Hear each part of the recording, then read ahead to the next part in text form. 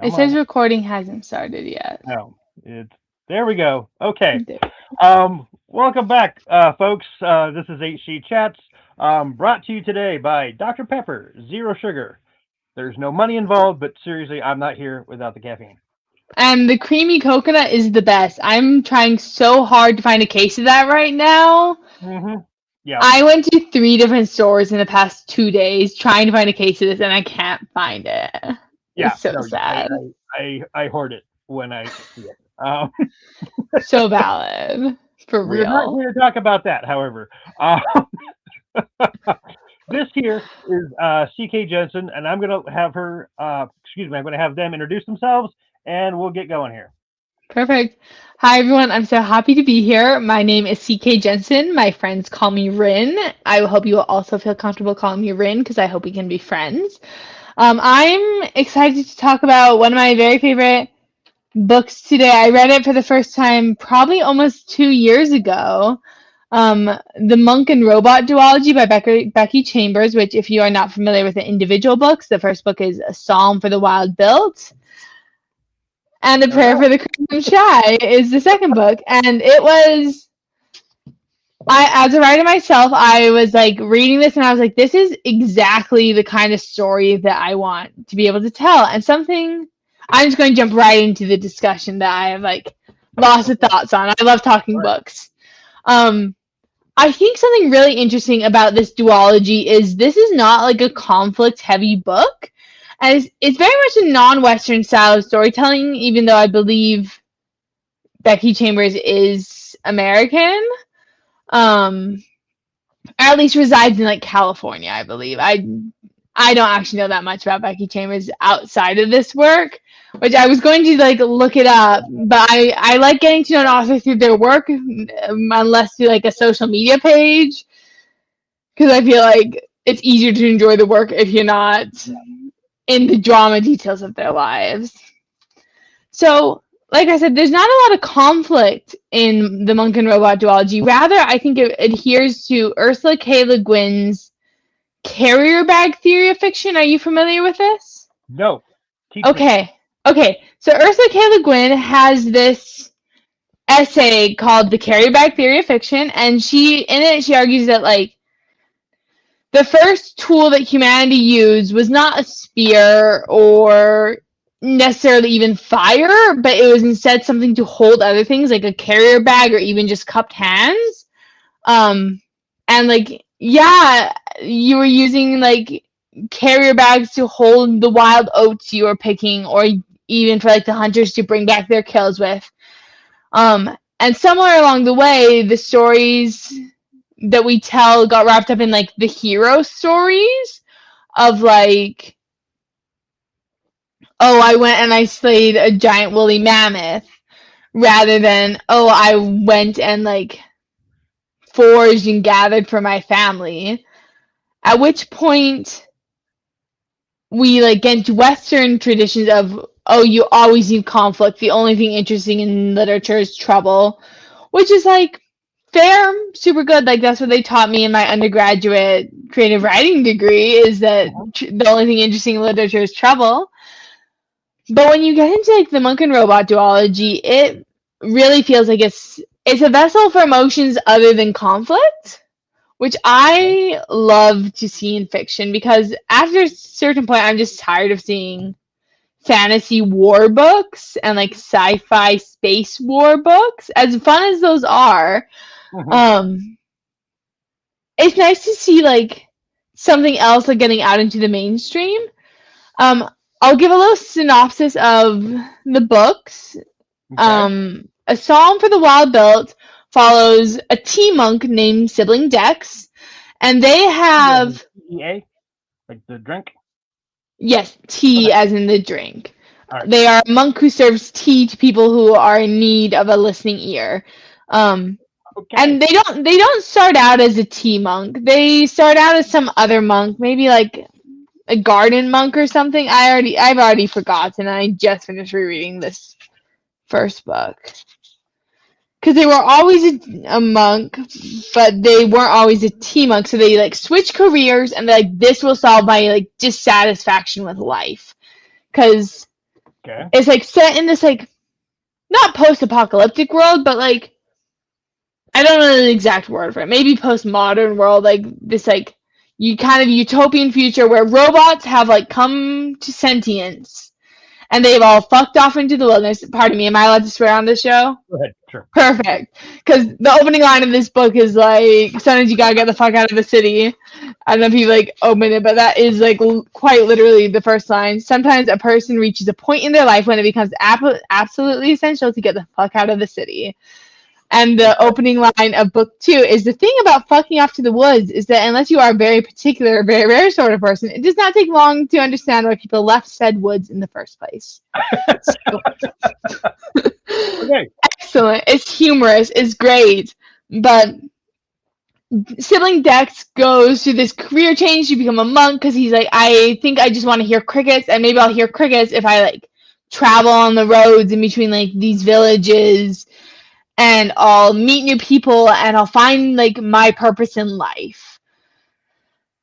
And that doesn't really happen. He like does the T-monk thing for a few years, and then he like leaves the paved roads and the highways and literally just like goes off into like the woods where he encounters a robot named Splendid Speckled Mosscap. And robots Okay. in this world are named for what they first notice when they come to sentience. And as the story goes on, you learn the term wild built refers to like robots of like a I think he's essentially a third generation robot. Like when the robots break down, the other robots like harvest their parts and build a new robot from like a conglomeration of parts. Mm-hmm. Which is like really cool. There's this really interesting part in this in book 1 where Mosscap explains that like the robots decided to rebuild themselves into different beings and become wild built rather than have immortality because nothing else in the world is immortal. Okay. And it's just like the entire book is just filled with like philosophical nuggets of wisdom, and you just like this is not a book. It's like it's a very short book. Like the audiobook's only like 4 hours, I think, for each book. So 8 hours for the full duology. But it's so much better if you can like sit and read it and like sit with the ideas in it. It's just so beautiful, like amazing. And then as Dex goes off into the wilderness, he's trying to find like this old monastery at the top of a mountain that has been long abandoned, and he meets this robot along the way, and the robot Mosscap wants to know, what do people need? And so Mosscap is on this journey to find out what people need, and Dex is like trying to figure out what his purpose in life is. And it really, as someone who like grew up religious and is like not the same religion I was growing up, this definitely feels like a form of like it does feel like a psalm and a prayer. Like it feels sacred almost. Like it's a way to reconnect with yourself, and that's like part of why I love it so much. Okay. There's just so much good stuff, and I feel like I'm losing my train of thought because I'm just going all over.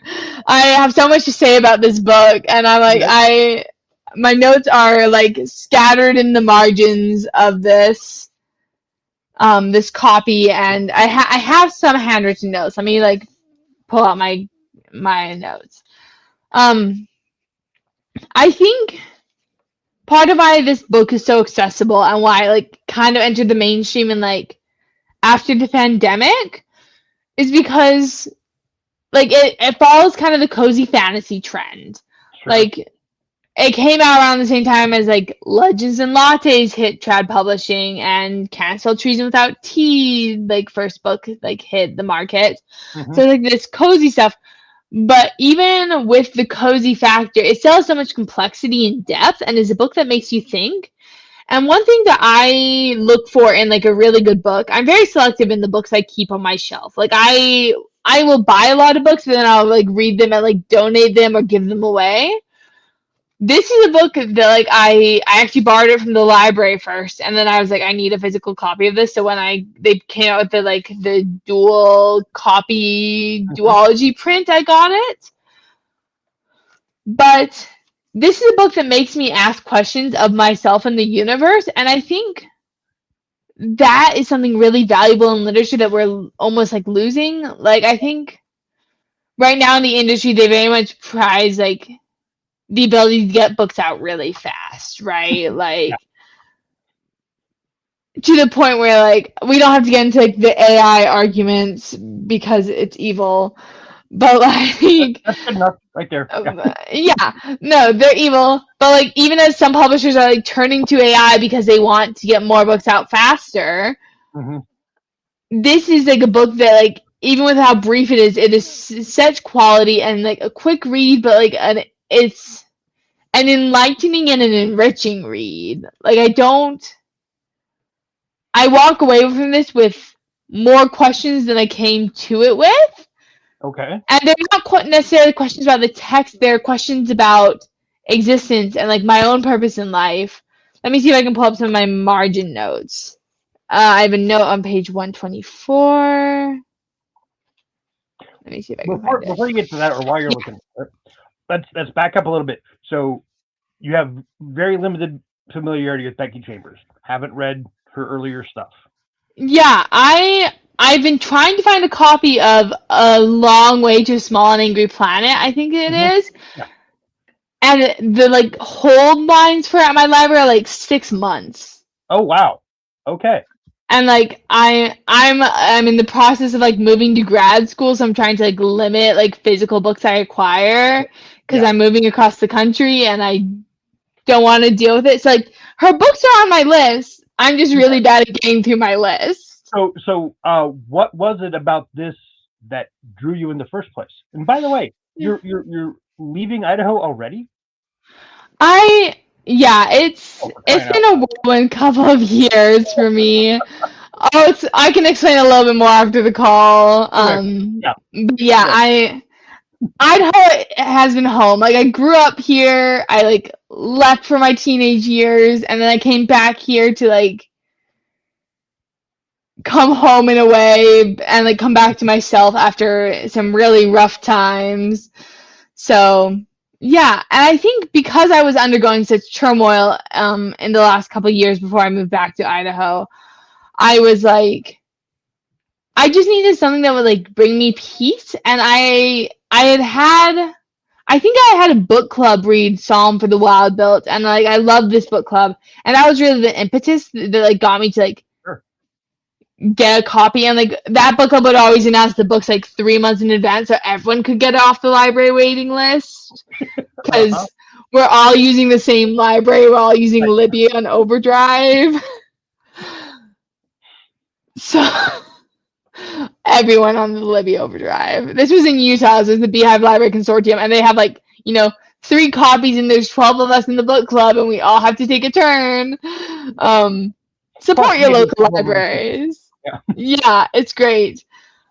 But yeah, so I was drawn to it because like I had heard really good things about the book, and then my book club was reading it, and the kind of the early reviews from like these girls in this book club I was in were like, this book was like amazing, and it's like it was a very queer focused book club, and I think it was literally like our Pride Month pick in 2022, maybe. Okay. I don't know, because I think on the note of like queer books, as a queer person and a queer author, I adore queer literature. I think it often gets relegated to just like teen queer rom-coms or like young adult rom-coms, which is like fine and well and good, and I think it's really important that we have representation in all areas. But this was a much more like subtle nod to queerness, where like the main character uses they them pronouns, and like he's just not he. The main character Dex is non-binary, and then the deuteragonist, the secondary main character, is Mosscap the robot, who uses its pronouns.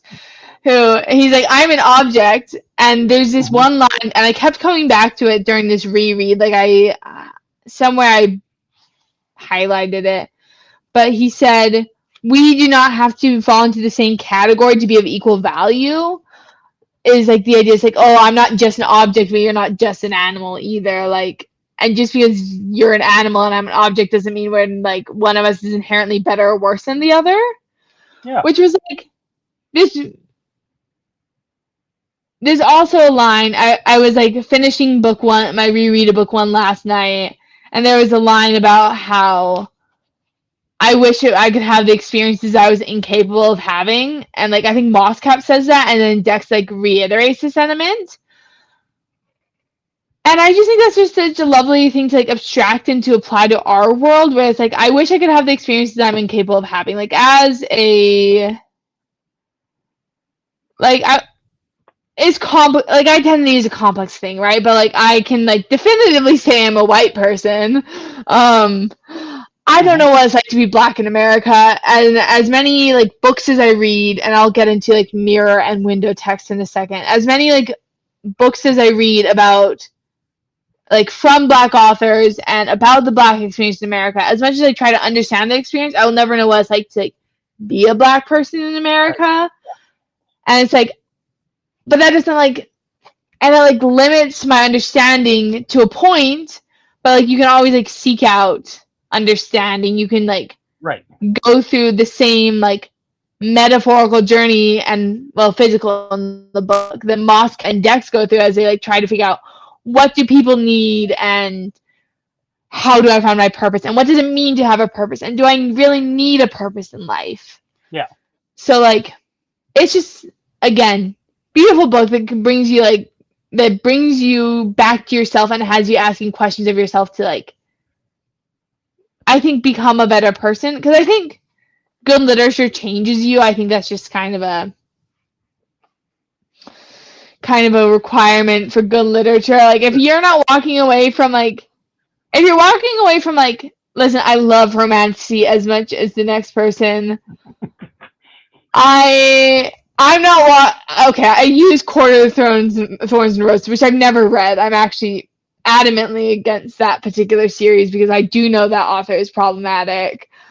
Mm-hmm. Anyways, I'm not walking away from like anything ACOTAR related, a changed person.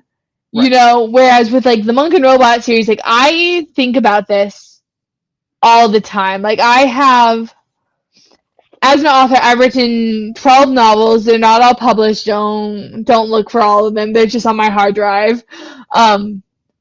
But I wrote my 12th novel fairly both like at the same time and after I read A Prayer for the Crown Shy. And there's this one scene in the second book, A Prayer for the Crown Shy, where they are fishing and they are... Let's see, I didn't manage to get to my reread the book too, so I'm going to see if I can describe this scene adequately. They're fishing for dinner, and Dex is not a fisherman, and neither is Mosscap, but they're in this town full of like fisher people. And they watch the fish, like they pull the fish out of the water and they watch it die, and they like give thanks to the fish for like giving us life that they may sustain theirs. Right. And that's like kind of the vibe. Like it's a very Buddhist vibe of like apologize for the things you've killed and be mindful and don't take more than you need. It's kind of the like underlying sentiment of a lot of this world that Becky Chambers has created. Mm-hmm. But like that scene about the fish dying and like having them all watch the fish die and like still, because like a fish, you know, will go from like flopping around, but then as there's like air instead of water in its gills, it will still and just die. It was actually just such a beautifully written scene, and like I cried the first time I read that, and I haven't actually reread it, but I will probably cry the next time I read it too. I cried a lot of things though, so maybe not the best metric. Okay. But like I was like genuinely so moved by Chambers' writing, and as I was reading chapter 8 of A Song for the Wild Built last night, I was again moved and like highlighting not like whole pages, but putting a line of highlighter down the side for the page and a half long monologue that like changes my brain chemistry. Mm-hmm. It's so good. Anyways, I'm going to go back to page 124, which I was looking for earlier about how the questions, and Is it safe for me to turn there, or am I going to ruin something for myself? um, I don't think it will ruin Okay. something. All right. Cool. I'm like trying to not like once you know the arc of the book, they're on a journey and they make it to their place, and that's the arc of the And book. there you go. Okay. All right. Like so, That's I right. Yeah, you were saying there's not a it's whole lot of. there's not like a lot of things to like spoil, but I think in a way, like when I was in my undergrad courses at university, like specifically the Brandon Sanderson lectures at BYU, Mm-hmm. they were like, well, spoilers, like scientifically and statistically, are like make you more likely to enjoy the book unless you're like, True. because then you like know what to look for. So I think this is a thing that like will help you.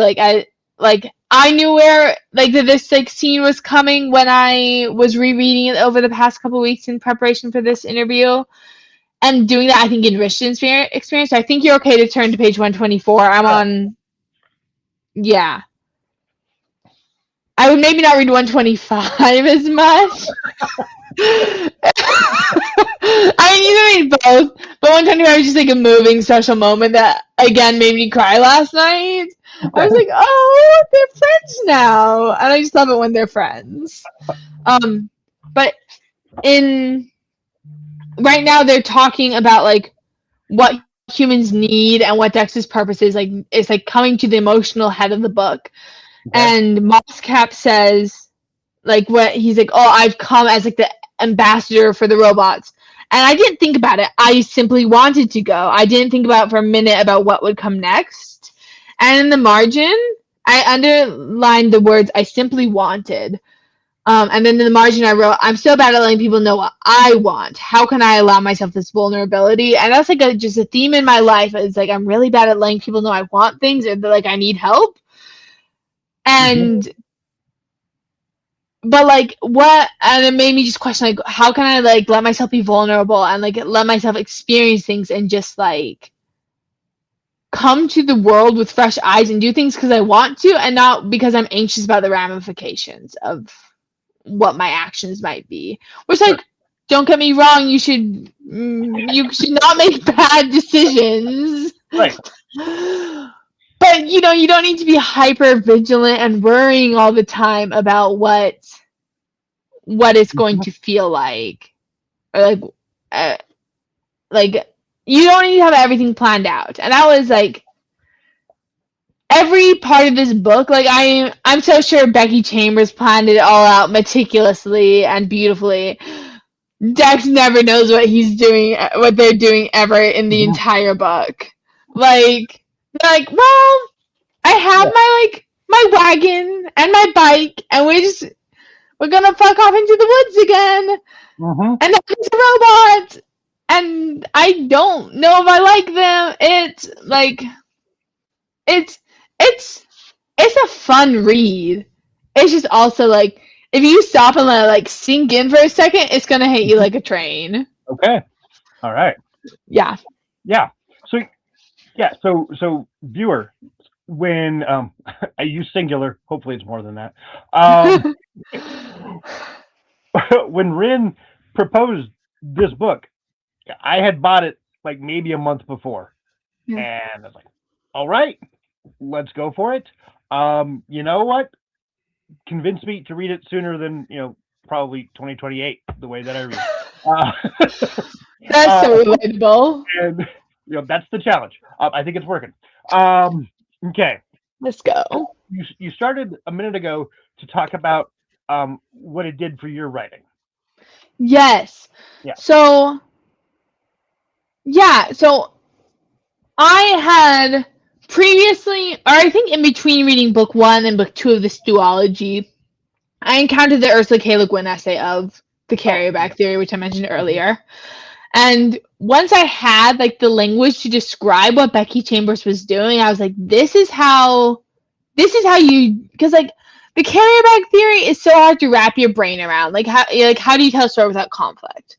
Right. But then like once you have like an example text and like the words to describe the example text, it's like, oh, this is my North Star right now. Mm-hmm. Like, in my own writing, the book that I consider I would use as Monk and Robot as a comparative title for my book. Mm-hmm. My book is entitled A Spiritus Guide to Necromancy and Beyond. It follows a young woman whose entire family has died, and so she's like, well, I'm alone. There's nothing else I can do. I'm going to join them. And so the first chapter, she kills herself, which is very heavy and not fun to edit or reread. Mm-hmm. Another thing I cried. I cried 26 and a half times writing the first draft of this book. The halftime is from when I was at a writing group and we did a writing sprint and I was crying during the sprint and then the timer went off. And so I stopped crying while I was talking to people and then I went right back into the scene and started crying again. So that's only a half cry. Because it would have been one cry otherwise. So 26 and a half times I cried writing this book. That's once every 2,000 words for the first draft word count. Insane. But anyways, I came into writing A Spiritus Guide as I want to write something that is not so conflict heavy. I don't want it to be a fantasy war book. I just want it to be a story about a girl who is lonely and who misses her family and who really needs a community to support her. And she does not have that in the living world. And so when she dies and ends up in between instead of in the grand beyond where the rest of her family is, she's been chosen as a spiriter, which is a spirit guide to help other souls finish their unfinished business. And she is understandably pissed about this. She's like, I wanted to be done. Right. I did not sign up for this. But then over the course of A Spiritus Guide, the main character, Esty, manages to, make some friends and to connect with people. And there's a B plot of her long lost best friend in the living realm trying to revive her via necromancy. I love necromancy. I think it's so fun as a concept. But the A plot is just Esty learning how to connect with people who she hasn't known her whole life because she lived in the living room. She lives in this very small town where it's very insular and she's not really friends with any of the other villagers. Mm-hmm. And when her family dies and she can't revive them via necromancy, she's like, well, I'm done with this. Sure. And it's just the entire book is my attempt. It's like a love letter to both the book, the Monk and Robot duology, and also the video game Spiritfarer, if you've ever played that. No. Okay, if you're a video game person, I highly recommend it. It's a cozy management game about death. And again, very heavily in game about death. Listen, that one is also follows the story of a spirit guide who is collecting souls of her friends who have also passed on, and you're unlocking each soul's story as you progress through the game until eventually you've gone through all the souls of all your friends. It's another place where I cried. Oh my god, there's one of the souls, and all the souls in that game take animal forms. There's this red owl named, I think it's Gustav, and he gives the most beautiful speech as you take him to the afterlife, where he says something along the lines of, I have no inherent meaning, and neither do you. But what we do as humans is we give things meaning. I have the entire speech saved in a note somewhere. But mm-hmm. I think what I'm trying to say right now is that my inspiration for writing comes from so many places. I think as writers we hate getting the questions oh, where do you get your ideas? Right. It's not just one place, it's a million places. And right now I've been so inspired by death and grief and cozy fantasy and how to approach that in a way that is meaningful and not too fluffy while still having I was going to say some grit, and I don't know if grit is the right word. I'm also a potter, and so in clay you have a couple elements of the clay, and one of those is grog, and it's it is a grit in the clay, and it helps hold the clay together, and it helps you get like your cylinders or pots or whatever to be taller. It just makes it easier to get them taller because it holds the clay so well. And I think what I want in my work is I want something to act as like the grog in the clay. If that's like, I'm coming up with this metaphor on the fly, but if you're following, we're good. I want it to act as grog, and I want there to be heavy themes like pulling the coziness together to make it as resonant as Becky Chambers' Monk and Robot duology. If that makes sense. I think so. Yeah. Cool. Yeah. No, I work really hard on not asking an author, where do you get your ideas? Yeah. Oh, because it's so hard to answer, but like it's like because also there's no such thing as an original story anymore. Yeah. Like, I mean, how many times has like Much Ado About Nothing been like the original Enemies to Lovers and been retold? Like, Pride and Prejudice is like a retelling of Much Ado About Nothing. Right. Yeah. Like, there's no original ideas, and so to try and tell me that like my ideas are original is like no, but I can show you the lineage and the heritage of my ideas. Like, exactly. Yeah. I often say I'm in like conversation with the authors that I've read before. Becky Chambers' Monk and Robot duology, and hopefully the rest of her books when I get off the holds list. Right. The rage I feel at being on a 6-month Libby hold is insane. Yeah, I love library. So important. Support your library, but also please get out of the holds line. Read your book faster so I can have it. I have read the first book in that series, the Angry Planet. Yeah, I read that one twice. Once shortly after it came out, and then a few months ago, my book club did it, and it'd been like 5 years. I couldn't remember much about it at all, so I had to go through it again. I've never been compelled to go on, but I'm not like opposed to it. Yeah, which I feel like that's actually the best way for a series to be, is like you are satisfied with especially it's like it's a concept of a standalone series potential, right? Like you are content with the first book and it tells the story all on its own. Because I just hate cliffhangers. Yeah. Like I'm like so bad at reading series. Like if I read a book that just came out and there's a cliffhanger, I am not going to the next book. I read like 50 plus books a year. I think how many books have I read so far? I have my journal right next to me. I'm at 25 books this year, and it's only June 16th as we're recording this. I'm easily gonna hit like a 50 book goal this year, and I'm just like, I don't want to have to read 50 books and then in a year and then try and come back to the second book in the series after I've read 50 other books. My brain does not hold all that information. No. Which is why, to bring it back to Monk and Robot one more time, it's why this one has like such a good impact. Because even after I've read it, I'm like, I want to go back to it. I remember I want to reread it, and my rereads are few and far between. Like, I think.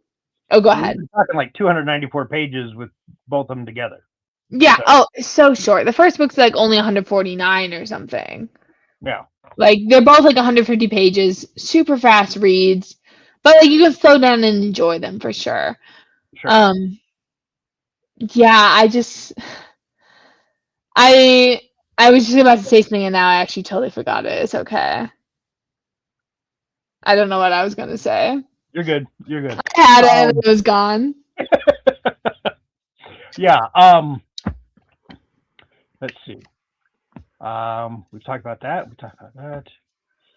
Yeah. Wow. You came prepared. I have notes I haven't even gotten to actually. I think I might go write an essay on the last chapter of this book actually, because one thing I've been doing in effort to remember the obscene number of books I read, and in efforts to remember each one more, I've been doing a note in my notes app on my phone, and I just like do hashtag book notes at the top so it sorts it all into like an automatic folder. And then I write like a paragraph or two on my thoughts of the book, and I started this in I think January of this year, and I don't do it for every book I read because sometimes I just don't have things to say about it. But I'm trying to exercise more critical thinking because in the days of TikToks and Instagram Reels, it's so easy to just like take things at face value. Mm-hmm. But like the first book I did it for was Rachel Gillig's the Night and the Moth, which is like a gothic romantasy. I've seen the cover. Yeah. Yeah, it has a very pretty cover. I just read Rachel Gillig's other book, One Dark Window, which was very popular as well. I don't think I'm moving on to the second book of One Dark Window. I didn't like One Dark Window as much as Night and the Moth, but like I love The Night and the Moth. I thought the religious trauma in it hit really hard for me. I also did that one for book club. I like wrote the notes. I would remember what I would like talk about in the book club the next month. But like I think my book note for Psalm of the Wild Built that I just reread is going to be very heavily focused on like the last chapter where they get really deep into this discussion of like purpose. And this is maybe slightly spoilery, and you can tell me if you don't want a slight spoiler thing as I Go for it. okay. So they're talking about purpose, and Mosscap is trying to like almost convince Dex that like this is what he says. He says, you're an animal, sibling Dex. You are not separate or other. You're an animal, and animals have no purpose. Nothing has a purpose. The world simply is. If you want to do things that are meaningful to others, fine, good, so do I. But if I wanted to crawl into a cave and watch stalagmites with Frost Frog, another robot in this book, for the remainder of my days, that would also be both fine and good. You keep asking why your work is not enough, and I don't know how to answer that, because it is enough to exist in the world and to marvel at it. You do not need to justify that or earn it. You are allowed to just live. That is all most animals do. Which, like, it's like, I could not sleep last night. It was like 1 a.m. when I was reading this, so I have, like, crying in the margin. Literally, I was like, I do not have to have a purpose. I do not have to like earn my space in this world. I can just exist and take up space, and that's fine, and that's okay. Yeah. And like that, like emotional climax of the book is so earned and just so well executed. And like, I think often these days we're like, oh, we want like an M twist, like we are trying to guess a twist. Then, and there's no twist in this book. Like, for all intents and purposes, like, if you just want to sit down and read it at face value, it'll be a good read and you will be satisfied with it. But if you want to dig deeper into it, you can sit with it, you can let it marinate in your brain, and you will come away from it richer in thought and emotion than you were before you read it. Okay. All right. That sounds good to me. Yeah. What you just said, but we're all looking for the big twist. I saw someone today on Facebook just asking, what are some books with you can't see it coming twist? I need a good read. I'm like, if I know a book has a big, you can't see it twist, I'm looking for it. I'm not in the book. Yeah, and if you're looking for it and you can't find it before the twist, then it's not a good twist. Right. Because I think a good twist is one that you like look back and you say, "Oh, it was so obvious." Yes. Yeah. Yeah. Yeah. No, Bruce Willis is a ghost. What? Oh, yeah. No, it's clear. Yeah, it's like, oh, obviously. I'm trying to think of I've been avoiding twisty books because I just think most twists are not well laid out. I'm trying to think of a book I read recently that had a good twist for you to pass along to your friend. Oh no! Let me look at my book list. Utter stranger, and okay. And I'm like, okay, no, perfect. I'm not advertising a book like, oh, you'll never see this coming, because. Yeah. No, I don't think that's a good way to do it. No. Actually, now that I'm looking at my book list, but The Mercy Makers by Tessa Gratton, very long, more on the epic fantasy side, but like, I don't know if I would call it a twist, but the ending was very well executed and felt very earned. So that was one of my favorite recent reads. Yeah. So, yeah. Behind Her Eyes by Sarah Pinbrough. I remember that one. I was like, oh, you'll never see this twist coming. And right, because it switched genres in the last chapter. No. Oh, I hate that. So no, I wasn't expecting telepathy because it was a domestic suspense. Um, it's long ago Yeah. now. I don't feel bad about saying that. So fair. Yeah, but yeah, wow, she switched her mind, her soul, whatever, with someone else. Yeah, you're right. I absolutely never saw that coming. Okay, enough about that. All right, so you've written 12 books. How many have you published? I have published 2 of my novels and then 2 poetry collections, which I don't count in the 12 novel count. Okay, all right, Um, and then you can find those books on my website, ckjensenauthor.com. I do sign copies, and if you want to help me clear out my stores before I move across the country for grad school, that would be neat. absolutely. I've got Um, one. yeah, Oh, I'll have the Queen of Hearts. That was my indie debut. okay. I'm saving the reason why I haven't published like the other 10 novels is because I am trying to go traditional publishing. Oh, And I'm okay. like kind of trying to reserve some of I think my better work for that. Like my last like 5 books I've written because Good. huh? Well, You no, saved it.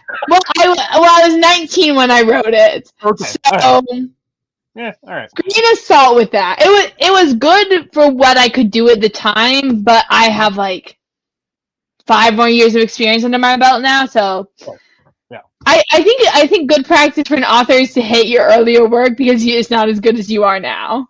Yeah. Yeah. So, Yeah. No, you shouldn't um, be looking back and saying, "Oh, I wish I could recapture that."